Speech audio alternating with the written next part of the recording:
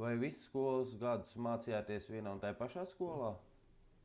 Jā, Rīgas 77. vidusskolā. Joprojām braucot garām vai ejot garām šai vietai, pārņem tādas sentimentālas, nostalģiskas sajūtas. Daudz kas tajās vietās piedzīvots, un kolēģi apliecinās, ka tad, kad es kādu šodien no saviem draugiem paziņām, kopā mēs esam šīs vietas tuvumā, es vienmēr atgādinu, ka jālūk, tā ir mana skola, tā ir vieta, kuras pavadīju bērnību.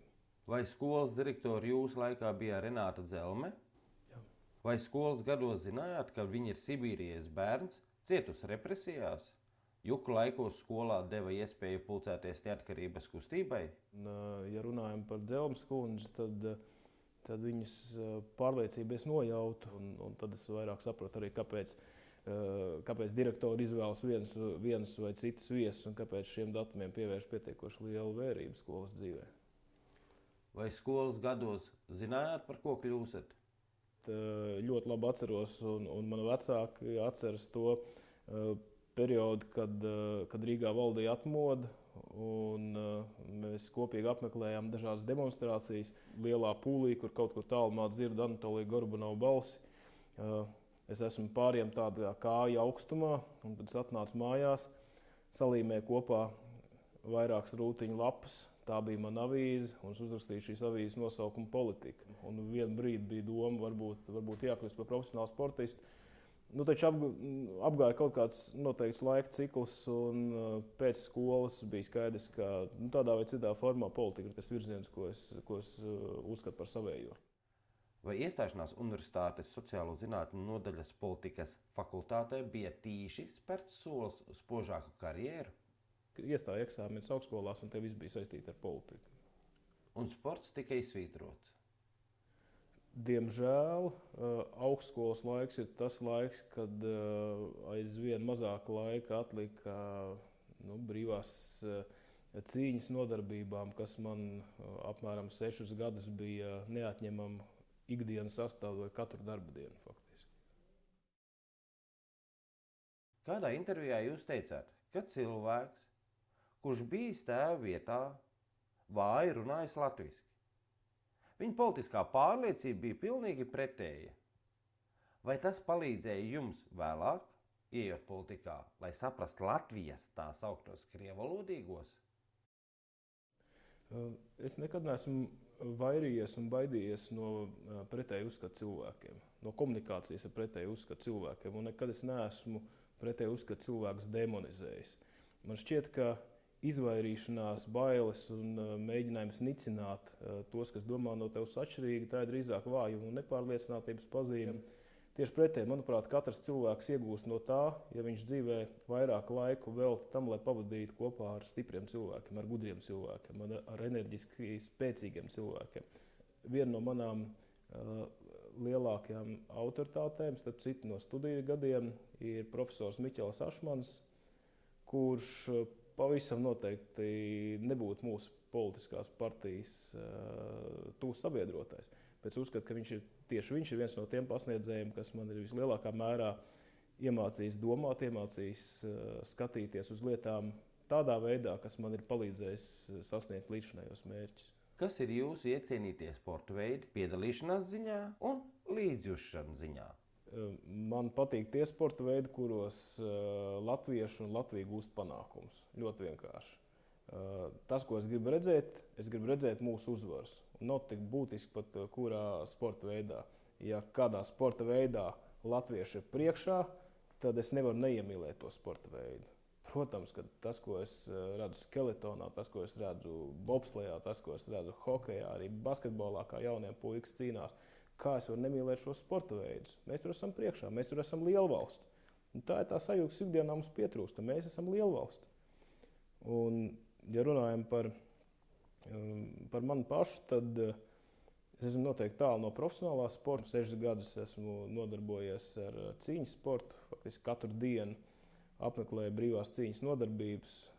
Mans treneris Latvijas centrālā cīņas sporta klubā Jānis Indārs ir noteikti viena no lielākajām man dzīves autoritātēm. Ir dzirdēts, ka jūs meditējat un staigājat pa bīstamiem priekšmetiem. Ja tās nav baumas, vai tas ir mazohisms? vai sevis pārbaudīšana?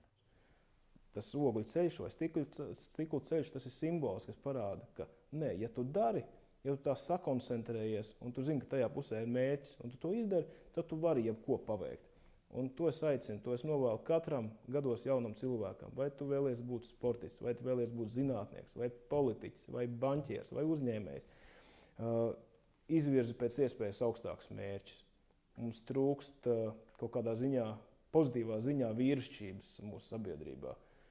Vīrišķība manā skatījumā ir spēja sargāt savu ģimeni, dot drošības sajūtu sievietei, bet vienlaikus būt cīnītājiem par cēliem mērķiem. Spēja izvirzīt cēlus mērķus, uzdrīkstēties, Zenta Mauriņa teica, uzdrīkstēties ir skaisti. Šī uzdrīkstēšanās izvirzīt cēlus mērķus ir pirmais solis uz to, lai arī tu būtu daļa no mūsu tautas sabrīnošanas, no tā, ka visu pasauli varētu skatīties un teikt, jā, tik maza nācija, bet ar šādu cīņu spēru. Vai jūs uzskatāt, ka lielāka loma uzskatu veidošanā un pārliecības veidošanā ir ģimenei vai skolai? Tas ir individuāli un reizēm vecākiem izdodas saviem bērniem būt ļoti lielām autoritātēm un viņš spēja ielikt saviem bērniem tādu programmu, tādus kodus, ko vairs neviens nekad ar dzelzi neizkals.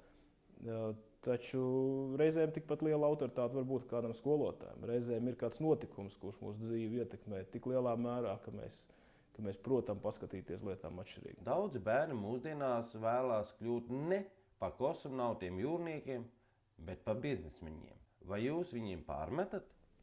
Nav svarīgi, ko izvēlas, nav svarīgi, kādu profesiju, kādu nodarbošanos izvēlas jaunietis. Ir svarīgi, lai tas, ko viņš darītu ar degošu sirdi. Kārļa Ulmaņa atziņu krājuma nosaukums ir deksme. Lūk, šī deksme ikvienā nodarbē, ikvienā profesijā, tas ir tas, ko es visvairāk gribētu novēlēt katram jaunam cilvēkam Latvijā. Kādā veidā jau caur visu skolas dzīvi stiprināt nacionālo pašapziņu un lepnumu pa valsti? Vai 20 gadi nav pietiekams laiks, kurā jau tam visam bija jānotiek? Izglītības sistēma, patriotiskā audzināšana, tā ir viena no tām lietām, kas ir bijusi izlaista no valsts galveno uzdevumu saraksta. Par to, kas ir latviešu leģionāri, par to, kas ir latviešu karavīrs, par to, ka ir bijusi Latvijas okupācija, par to, ka gal galā Latvija ir vienīgā valsts, kurā mēs varam runāt latviski un kurā latviešu tauta var justies kā savas tautas mājās. Šī apziņa nerodas pat no sevis. Pie tā ir mētiecīgi jāstrādā, un tas ir gan ģimenes uzdevums, tas ir gan skolas uzdevums. Un tas ir arī valsts uzdevums, lai rūpētos par to, ka izglītības sistēma šos principus ievēro. Bet tomēr uz ārzemēm daudz jaunieši brauc strādāt, lai meklētu, mācīties. Bet ja jūsu bērni brauktu uz ārzemēm mācīties vai strādāt, vai jūs turētu viņus aiz rokas un nelaistu? Ja man jāvaicā, vai es mudinātu jauniešu braukt smelties zinības ārzemēs un vest tās atpakaļ, tad droši vien, ka man būtu grūti sniegt šādu ieteikumu. Es uzskatu tomēr, ka arī Latvijā ir pietiekoši daudz labu skolotāju. Es nedomāju šeit skolotāju kā profesiju, cilvēku skolotāju, autoritātes lielo burtu, kas var ļoti daudz ko iemācīt dzīvē. Arī Latvijas izglītības sistēmā ir iespējams kļūt par ļoti labiem speciālistiem, ko starp citu pierāda arī tas, ka mūsu darba spēks, tieši intelektuālais, augsti kvalificētais darba spēks ir pieprasīts arī tālu ārpus Latvijas robežām. Tas, ko es jūtu šobrīd par savu pienākumu, izdarīt visu to, kas ir atkarīgs no manis, lai mani bērni izdarītu citu izvēli, lai viņi saprastu, ka dzīvošu Latvijā, es sasniegšu labus rezultātus Latvijā, es izvirzīšu cēlus mērķus Latvijā un es rādīšu priekšzīmi citiem šeit Latvijā. Maksātnespējas administrators Aigars Lūss saka, ka Raivis Dzintars noteikti būs valsts prezidents. Neizbēgam. Vai pieļaujat, ka kādu dienu tas varētu notikt? Vai vispār ir liela jēga ieņemt šo protokolu dabas amatu, ja varat veikt reālas lietas, piemēram, premjera amatā? Jāprot dzīvē nošķirt mērķi no līdzekļiem. Un ik viens amats, lai cik augsts tas būtu, tas var būt kā līdzeklis īstajā brīdī. Un svarīgākais ir mērķis. Un tad, ja šīs lietas tiek sajauktas, tad tiem līdzekļiem var zust nozīme. Vai Latvijai prezidents kā prezidents ir vajadzīgs? Mana pārliecība ir, ka noteikti jā. Un distancēties no politiskiem uzskatiem varbūt, un viedokļu dažādības atsevišķos jautājumos, manuprāt, Vaira Vīķa Freiberga ir tas piemērs, ka prezidents Latvijā pat bez formālas ietekmes var būt ar ļoti, ļoti, ļoti lielu varu. Tikai tad, ja tā ir spēcīga personība savā vietā. Un var būt amats, kas ir formāli apveltīts ar ļoti daudzām pilnvarām un iespējām, taču cilvēks, kurš pēc sava iekšējā nebūs prezidents, viņš reāli nevaldīs. Tā kā visas šīs lietas ir ļoti, ļoti nosacītas. Jūs esat Nacionalistiskās jauniešu apvienības visu Latvijai dibinātājs. Vēlāk tāda paša nosaukuma partijas pirmais priekšsēdētājs. Nacionāla vai nacionalistiska apvienība? Jēdzieni nacionāls un nacionālistisks nevar būt pretnostatām, tie nav savstarpēji izslēdzoši. Nacionāls nozīmē valstī, nācijai piederīgs. Nacionālistisks nozīmē, ka šis nacionālais tiek likts goda vietā. Un, mums vienmēr nacionālais ir bijis goda vietā. Mēs nekad neesam kautrējušies sev saukt par nacionālistiem. Es tieši otrādāk uzskatu, ka tas ir zināms siets. Ja cilvēks sāk lāstīt, ka jā, viņš jau it kā ir par valodu, it kā jau par tām vērtībām ir jādomā, bet par nacionālistu gan es sev kautrējos saukt. Taču, manuprāt, ka šī ir tāda ļoti principiāla līnija, ka mums jāpasaka, ka reizēm, ja tu gribi būt patiesi pret sevi, pret savu veco tēvu, pret saviem senčiem, tad tu nevarēsi ar visiem dzīvot mūžīgā kompromisā. Tad kaut kādā brīdī tev būs jāpasaka, nē, šeit mans viedoklis atšķirās, šeit man tavs viedoklis ir zināms, bet es to neņem vērā, jo man ir sava patiesība, kas ir svarīgāk. Tieši tāpat ar nacionālismu. Nacionālismu būtība ir spēja pateikt, ka nevienam citam, kā pašiem latviešiem, Latvijas valsts nav un nebūs vajadzīga. Ne Eiropas Savienībai, ne Krievijai, ne mūsu strateģiskiem partneriem Amerikas Savienotajām valstīm. Tie var būt sadarbības partneri, bet viņiem nekad, kā latviešiem, nebūs vajadzīga Latvijas valsts. Tātad mums ir jābūt gataviem tam, ka reizēm mūsu intereses ar jebko var nonākt pretrunā, ka mums ir reizēm jāspēj domāt, kā ir pareizi, nevis kā tas izskatās. Un spēt atzīt sevi par nacionālistu, tas, man liekas, ir tāds zināms atskaites punkts. Šobrīd ir tādi jaunieši, kuri jau ikdienā par tradīciju, par ikdienu uzskata Latvijas karodziņu nesāšanu pie apģērba, bet arī ir tādi jaunieši, kuri jūs mopasās Skaņas centru. Vai Tēvzemē un brīvībai pārstāvi Rīgas mēra amatā savulaik nevarēja būt gudrāki un pielietot tādus pašus populistiskus gājienus? Es nezinu, vai ir labi pielietot populistiskus gājienus. Man šķiet, ir svarīgi būt patiesiem pret cilvēkiem, arī politiķiem. Tā ir mana pārliecība, ka reizēm ir labāk pateikt skaudu patiesību, atklāt, pat ja tas īslaicīgi nedod labumu, bet tu iemanto uzticību. Un tas ir tas, ko nevar nopirkt. Un reizēm, kā mēs redzam arī šodien, politiķi gatavi ir milzīgu naudu iegrūst kampaņās, lai pierādītu, ka viņi ir uzticami, bet cilvēku uzticību tik viegli nevar nopirkt. Zaudēt to var ļoti viegli, atgūt ir ļoti grūti. Ja mēs runājam par Latvijas karodziņiem, es uzskatu, ka pēdējos 10 gados ir bijis ļoti liels progress šajā ziņā. Latviešu valoda, latviskās vērtības, simboli ir kļuvusi par modes lietu. Un es, protams, saprotu, to ir ietekmējuši ļoti daudz un dažādi apstākļi, bet visu Latvijai darbībā, es domāju, ka ir loma, kur arī nevajadzētu nenovērtēt. Mēs uz to mērķiecīgi esam gājuši. Mēs redzam, ka 18. novembrī mēs rēķinām apmēram 12,000 dalībnieku piedalījās vērienīgā lāpu gājienā no Kārļa Ulmaņa pieminekļa, no Kārļa Ulmaņa. Tā ir persona, par ko daudzi politiķi šodien mulst un baidās viņa vārdu un domā, kā mūs sapratīs. Un viņi iet 16. martā, viņi iet 18. novembrī, viņi piesprauž Latvijas karoga lentītes. Es domāju, ka tieši šeit slēpjas tā vislielākā drošības sajūta, ka ar mūsu valsts viss būs kārtībā. Un ka par agru viens otrs te jau grib dainas kapu mest pa logu ārā un kaisīt sev pelnus uz galvas. Par demokrātijas līmeņu pazīmi uzskata sieviešu dalību varā un politikā.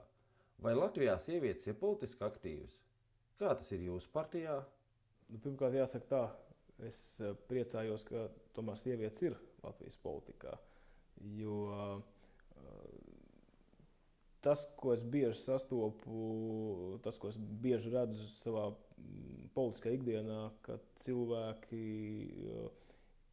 ir ļoti virspusēji, viņi bieži tehniski pilda savus pienākumus, un tas, kas iztrūkst, ir spēja iejusties otrā cilvēkā. Un tas ir tas pienesums, ko var dot sieviete politikā, un ko bieži sievietes arī dod politikā. Tad viņas ienes to šķautni, kas iztrūkst vīriešu pasaulē, un kas arī politikā ir ļoti nepieciešama. Politika tā īstenībā tā ir pasaule, tas ir kaut kāda daļa, kas projicē, kas atspoguļo pasauli, un pasaulē ir vajadzīgas arī jūtas, pasaulē ir vajadzīga intuīcija, pasaulē nav tikai viss racionālais. Un es ļoti gribētu, lai vairāk arī mūsu valsts vadītāji vīrieši mācās no sievietēm, mācās sabalansēt šo racionālo arī ar intuīciju, arī saprast, ka reizēm pareizs lēmums ir lēmums, kas tiek balstīts uz ne tikai uz kaut kādu politehnoloģisku aprēķinu, bet uz kaut kādu dziļāku iekšēju gudrību. Kas jums kā politiķim ir aizmugurē? Ģimene, draugi vai dombiedri? Vai kas cits? Varbūt vēl neorganizētā līmenī, bet ir mums sava stipra tāda Latvijas nacionālā armija. Un, protams, ģimene, protams, draugi. Bez tā vienkārši pietrūkst spēka. Es domāju, ka vienam no mums. Latviešiem spēku piedod dziesmotā revolūcija. Bija šis slavenais izteiciens. Savu partijas himnu visu Latvijai jūs sarakstījāt kopā ar Aivaru Brīzi. Vai esat dziesmas vārda autors? Ko jums nozīmē šis skaņdarbs? Šī dziesma tapa tādā veidā, ka es uzrakstīju dzejoli un aizsūtīju savam draugam Aivaram Brīzem, sakot, varbūt mēs to kaut kā varam izmantot. Aivars Brīze ar dzīves biedru Elitu Veidemani teica, labprāt, mēs to mazliet pielāgosim, lai to varētu izmantot dziesmas formā. Mēs saskaņojam dažas izmaiņas, un ļoti ātri ar Nika Matveja palīdzību šī dziesma tapa iedziedāta un ir kļuvusi par vienu no tādiem, es negribētu teikt par centrālo himnu, bet par vienu no visu Latvijā nozīmīgiem simboliem. Tāda himniska melodija un dziesma, kas mums daudz nozīmē. Saprotu, ka pats rakstīt dzejoļus. Ir jāatrod laiks un iespēja, lai ļaut runāt savai dvēselē. Un tajā brīdī, kad tu runā par priekšlikumiem kādā likuma projektā vai par jautājumiem, kas ir jāizskata uz nākamās dienas plenāru sēdi, tu neļauj runāt dvēselē. Bet tāpat laikā apkārt notiek tik daudz informācijas, kuras nevar iekļaut šajos ikdienas rutīnas notikumos, ka ir nepieciešams vēl kaut kas. Un vai tā ir jūs pieminētā dziedāšana, vai tā ir iespēja uzrakstīt kādu stāstu, kādu rakstu, kādu dzejas rindu. Tā ir iespēja izteikties ārpus tiem rāmjiem, kuros mēs esam ikdienā. Tiek lausti šķēpi par Satversmes preambulu, tā tad ievads. Latvija jau faktiski 100 gadus ir dzīvojusi bez tāda ievada. Kas īsti ir šis ievads un kādēļ ir nepieciešams? Pirmkārt, Satversmes preambulē tāpat kā Satversmē kopumā ir juridisks spēks. Tas ir virsdokuments. Un neviena tiesība norma nevar tikt interpretēta pretēji tam, kas ir ierakstīts Satversmē. Un Satversmes preambula īstenībā uzraksta priekšā to, kam vajadzētu būt pašsaprotamam, bet kas atgādnā nenormālā situācijā Latvijā nav pašsaprotams. Piemēram, atbild uz to, kāpēc vispār Latvijas valsts ir tapusi. Daudz lausa šķēp par valstsnācijas jēdzienu. Kas tad ir šis valstsnācijas jēdziens? Pasakot, ka latvieši ir valstsnācija, īstenībā tiek pateikts, ka Latvijas valsts ir izveidota, lai būtu iespējas pašnoteikties latviešu tautai. Tas ir augstākais rakstītais vārds, kas mums ir. To mācīsies skolās. To nevarēs apšaubīt. Tas ir tas, kas ir ierakstīts mūsu pašā galvenajā dokumentā. Pašā galvenajā dokumentā mēs esam vienojušies un ierakstījuši, ka Latvijas valsts mērķis ir šāds, tad nav tiesību, nav morāla tiesību, nav arī juridisku iespēju kādam mēģināt pierādīt kādu citu Latvijas valsts pastāvēšanas jēgu. Kurā brīdī jūs sapratāt, kad ir jāveido partija, apvienība un kaut kas jādara Latvijas labā? Tas lūzuma mirklis, ka es sapratu, ka ir jāveido organizācija. Es Rūpniecības ielā, akadēmiskās bibliotekas telpās lasīju Visvalžu Lāča grāmatu vai vēlreiz zem Krievu zābaka. Un viņš rakstīja par to, ka viņš ir virs gados jau, viņš ir daudz piedzīvojis, un viņš naktīs nevar aizmigt, viņš nevar gulēt. Un aizmigt viņš nevar ne jau tāpēc, ka viņa mocīta fiziskās kaitas par laimi, tās viņu nav piemeklējušas, bet tāpēc, ka viņam sāp, viņa piesmietās tēvzemes miesas, kā šobrīd atceros šos vārdus, ka cilvēkam sāp. Un tas ir cilvēks, kurš ir ar ieročiem cīnījies par mūsu valsti. Tas ir viens piemērs, viens Visvalds Lācis, bet tādu ir daudz. Ir daudz cilvēku, kas ir cietuši no padomju režīma, kas ir cilvēki, kas vēl šodien atcerās Ulmaņa laikus un Latvijas varas laikus. Viņi atcerās to, kā mēs atjaunojam Latvijas valsti, un viņi cieš, ja neredz tam ilgtermiņā turpinājumu. Sevišķi Krievu mēdījos par jums ir daudz neglaimojošu informāciju. Arī kāds latvietis jums pārmet radikālismu, vai par nacionālo izlīgumu nekad nesadomājuši? Pērn izskanēja pieņēmums par Nacionālās apvienības ciešāku sadarbību ar Saskaņas centru, vai tomēr tiek meklēts ceļš uz tā saukto izlīgumu? Ja runājam par kaut kādu ciešāku sadarbību ar Saskaņas centru, tās ir konkurentu blēņas, un ja nav iespējams mūs pārspēt taisnīgā un godīgā ideja cīņā, tad tiek karināts dažādas birkas, tad tiek darīts tas, ko sauc par nomelnošanas kampaņu, un tas, kādus mītus vai kādas baumas tiek izmantotas, lai šo kampaņu īstenot, tas jau ir tehnikas jautājums. Jā. Ja mums reizēm sakrīt balsojumi, tad tie ir saimnieciska, tehniska rakstura jautājumi. Piemēram, diez vai tas, ka Nils Ušakovs ir iedevis brīvbiļetes sabiedriskā transportā Latvijas pensionāriem, diez vai arī latviešu politiķiem vajadzētu balsot pret to, tikai tāpēc to ir ierosinājis Nils Ušakovs. Tādā ziņā, protams, mums ir sakrituši balsojumi. Taču ir būtiski atšķirība. Mēs esam vienīgie, kas nekad neļautu Saskaņas centram nākt valdošajā koalīcijā. Tātad vadīt mūsu valsti, būt par ministriem, veidot, stūrēt Latvijas valsts strateģisku attīstību.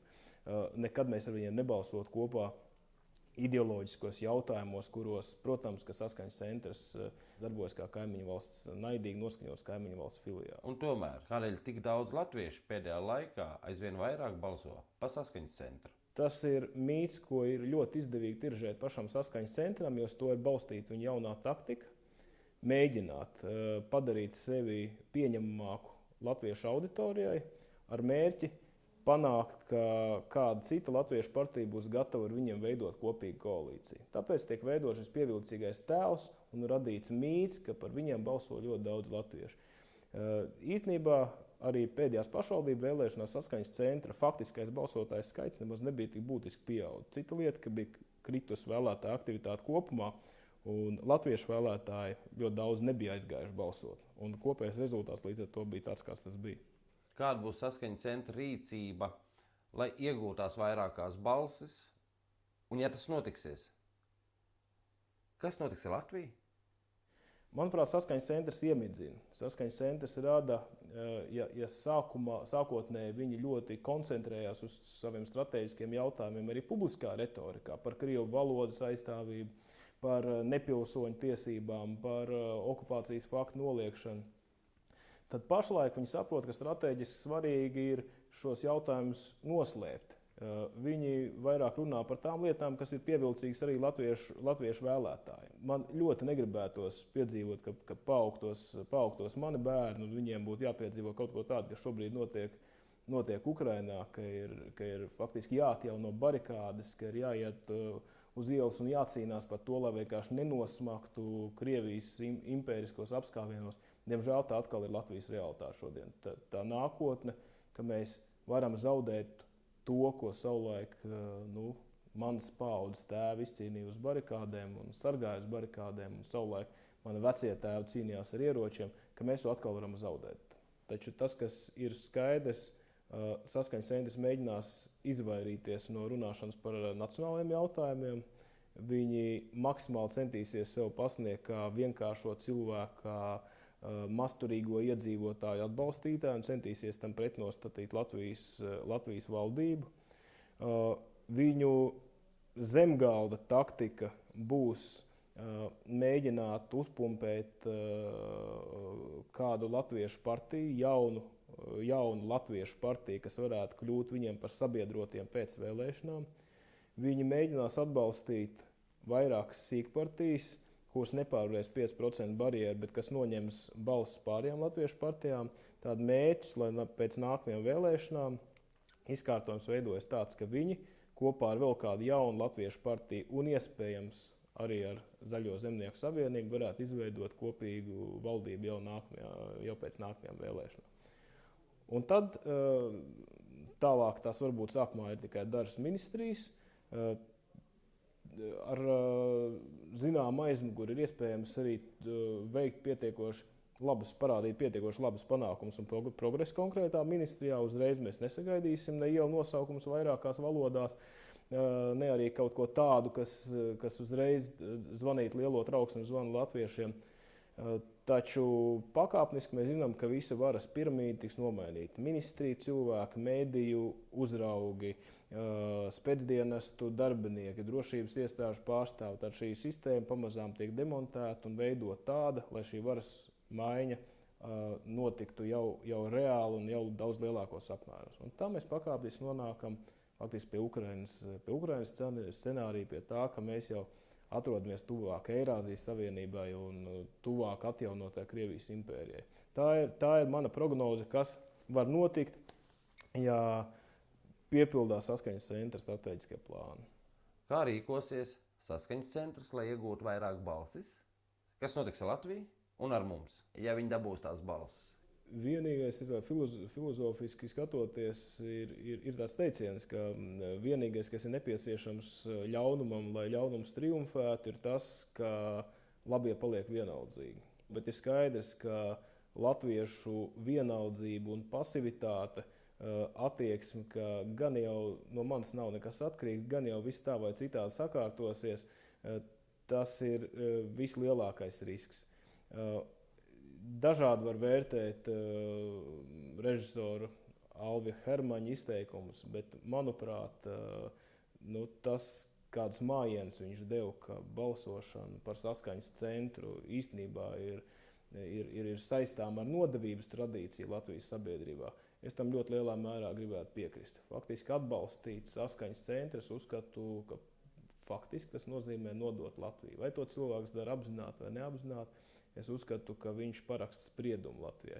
Tāpēc tas minimālais ieteikums būtu piedalīties vēlēšanās, balsot un balsot tā, lai Saskaņas centram nebūtu ne mazāko iespēju iekļūt nākamajā Latvijas valdībā.